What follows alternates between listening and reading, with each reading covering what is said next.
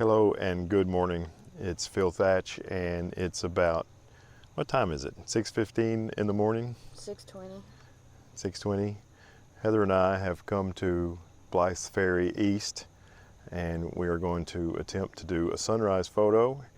And I haven't been up this early in quite some time. We've had about 5 hours sleep and I have a face like a pregnant giraffe eating a Milky Way bar. In the background, those lights is a truck putting a boat in the water. And we're going to meet Ron Durant here this morning and attempt to do sunrise photography. It is a very foggy blue hour right now. That orb in the sky is the moon. And we're actually shooting this way. The sun should come up over here. This is an interesting area. This used to be a ferry. That's why it's called Blythe Ferry. And it used to be a ferry landing, so it's just this road that kind of comes out into the middle of the river. But just to the side of that road is this island. So you've got an island over here and regular land over there. It's definitely getting brighter outside, as you can see. And I'm making my first photos I've ever made using the kit lens, the 18-150.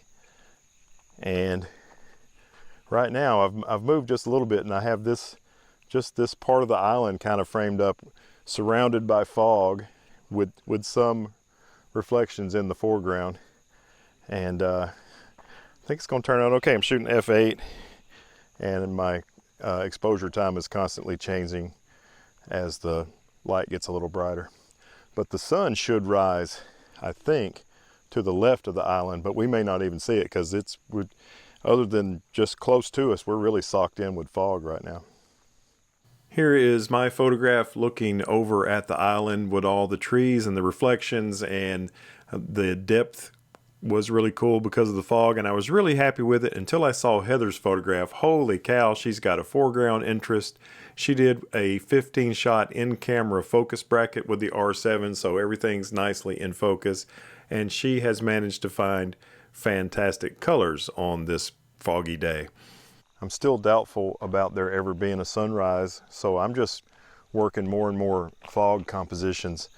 Ron has gone way up the road past that dead tree there, and I've made a couple of shots of him up the road, and I also made a kind of a center of the road shot with I think it has this tree in it and the fishing pier and Ron and that tree. And then you can see the hill, which is in the background, which is socked in with fog. Looks pretty cool. Kind of enjoying using this 18-150, but I'm stuck right at 18. I probably should have put the ultra wide on this morning. This is my favorite of my landscape photography shots of the day. You can see Ron setting his camera up very small in the frame in the distance, and there's a lot of negative space and it's kind of minimalist. I just really love the way this particular photograph turned out. And here is another kind of minimalist shot, kind of looking down in the other direction at a tree on the side of the edge of the boat ramp. And I thought this one turned out nice in black and white. And then I switched over to the ultra wide lens and I came up to the fishing pier and I made a shot. The sun was rising, or would have been rising, to my back in this shot. And there was a little bit of pink and you can still see the moon in the sky. And the next shot I made was another black and white looking over through the really dense fog at a lot of trees with some reflections.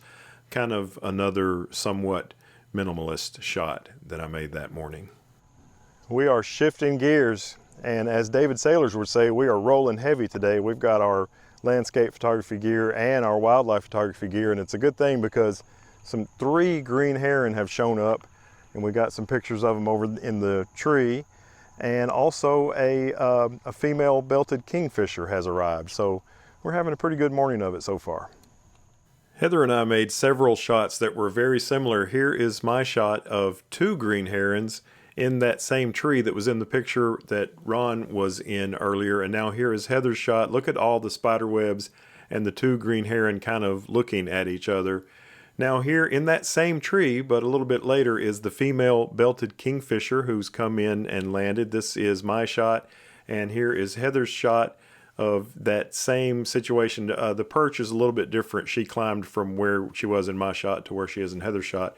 Here is my shot of the green heron kind of back over in that same tree, just one this time.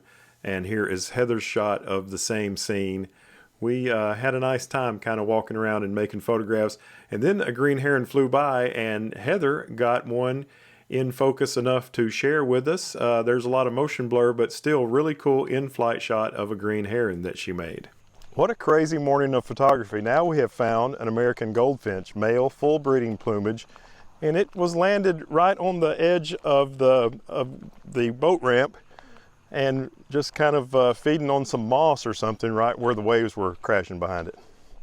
Here is Heather's photograph of the male goldfinch there eating moss, and you can see the waves behind it. And in my shot, I put the bird much smaller in the frame. I wanted to concentrate on making sure you could see how much bigger the waves were than the little bird. And then here is another one of Heather's shot, a much more up close shot of the male American goldfinch eating seaweed or algae or something. And I liked these spider webs and made just this quick photograph and decided to share them. And here's another shot of the female belted kingfisher. And by this time, it had gotten so foggy you could just about not make a photo. All right, that's going to do it for us here at Blythe Ferry, doing a little landscape and wildlife photography on a very, very foggy morning. No sunset was to be seen. Sunrise? Yes. Not only that, there was also not a sunrise. Thanks for watching. Have a great day. And as always, we look forward to seeing you in the next one. Bye-bye.